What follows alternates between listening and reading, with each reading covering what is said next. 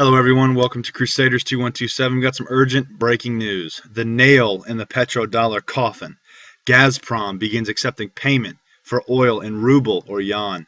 Several months ago, when Russia announced the much-anticipated Holy Grail energy deal with China, some were disappointed that despite this symbolic agreement meant to break the petrodollar's stranglehold on the rest of the world, neither Russia nor China announced payment terms to be in anything but dollars. In doing so, they admitted that while both nations are eager to move away from a U.S. dollar reserve currency, neither is yet able to provide an alternative. This changed in late June when first Gazprom CFO announced the gas giant was ready to settle China contracts in yuan or rubles. And at the same time, the People's Bank of China announced that its assistant governor, Jin Qi, and Russian Central Bank deputy, you'll have to excuse me on the pronunciation, Chairman Dmitry Skolbikin, held a meeting in which they discussed cooperating on project and trade financing using local currencies.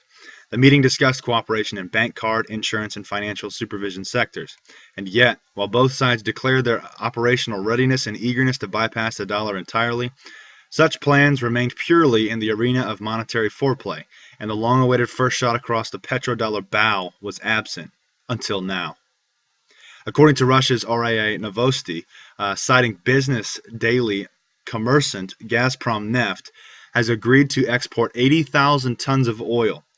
You'll have to forgive me again, from Novoportovskoye, I don't know, field. It's an oil field in the Arctic. It will accept payment in rubles and will also deliver oil via the Eastern Siberia Pacific Ocean Pipeline, ESPO, accepting payment in Chinese yuan for the transfers, meaning Russia will export energy to either Europe or China and receive payment in either rubles or yuan, in effect making the two currencies equivalent as far as the Eurasian axis is concerned, but most importantly, transact completely away from the US dollar. Thus, finally, Putin's inaction, the move for a petrodollar-free world. That's an attack on the US currency. That's an attack on us. More on this long-awaited first nail in the petrodollar coffin from RIA. The Russian government and several of the country's largest exporters have widely discussed the possibility of accepting payments in rubles for oil exports. Last week, Russia began to ship oil from the oil field to Europe by sea. 2 oil tankers are expected to arrive in Europe in September. According to Commerçant, the payment for these shipments will be received in rubles, not petrodollar, not dollars. Gazprom Neft will not only accept payments in rubles, subsequent transfers via the ESPO may be paid in yuan, the newspaper reported. According to the newspaper, the change in currency was made because of the Western sanctions against Russia. As a protective measure, Russia decided to avoid making its payments in US dollars, which can be tracked and controlled by the United States government. Protective measure, meaning that it was the US which managed to Plaxico itself by punishing Russia to transact away from the US dollar, in the process showing the world it can be done, and slamming the first nail in the petrodollar's coffin. This is not surprising to anyone who has been following our forecast of the next steps in the transition from the petrodollar to the gas or yuan, recall from April. The new normal flows of funds. Gazprom delivering gas to China. China Gazprom paying in yuan, convertible into rubles. Gazprom funding itself increasingly in yuan. Russia buying Chinese goods and services in yuan, convertible into rubles. And all of this with the U.S. banker cartel completely disintermediated, courtesy of the glaring absence of the U.S. dollar in any of the above listed steps, or as some may call it, from the petrodollar to the gas or yuan. Something 40 central banks have already figured out, just not the Fed. Still confused? Then read 90% of Gazprom clients have de-dollarized, will transact in euro or renminbi. For just how Gazprom set the stage for the day, it finally would push the button to skip the dollar entirely, which it just did.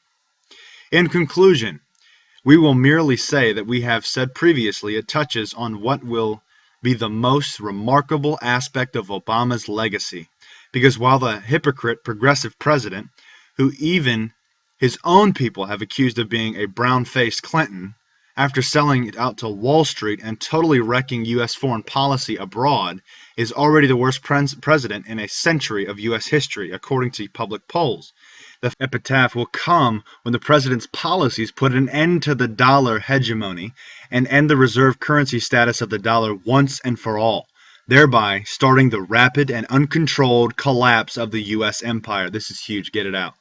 In retrospect, it will be very fitting that the crowning legacy of Obama's disastrous reign, both domestically and certainly internationally, will be to force the world's key ascendant superpowers, we certainly don't envision broke, insolvent Europe among them, to drop the petrodollar and end the reserve status of the U.S. currency. As of this moment, both Russia and China have shown not on that it can be done. I think it's supposed to say not only that it can be done, but it is done. Expect everyone to jump on board the new superpower axis bandwagon soon enough.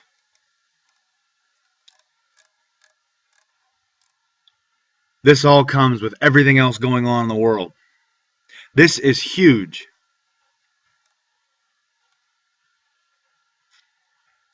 Only time tells. God bless. Take it easy. Check out the website 2127news.net for the article on this. We're on a timeline, and that timeline is ticking, and ticking away. Our economy is due to collapse any day. We end, I think it's the fiscal year is the end of September. Yeah, I think it's at the end of September because last year with October 1st. It could be, but I'm not sure. But also, remember this, the Fed is ending the QE. Yellen, she's ending the QE sometime around there. I'll have to look up for that exact date and stuff. But I remember hearing that back in June. Now they're coming to do these certain things, which is just devastating. Be safe.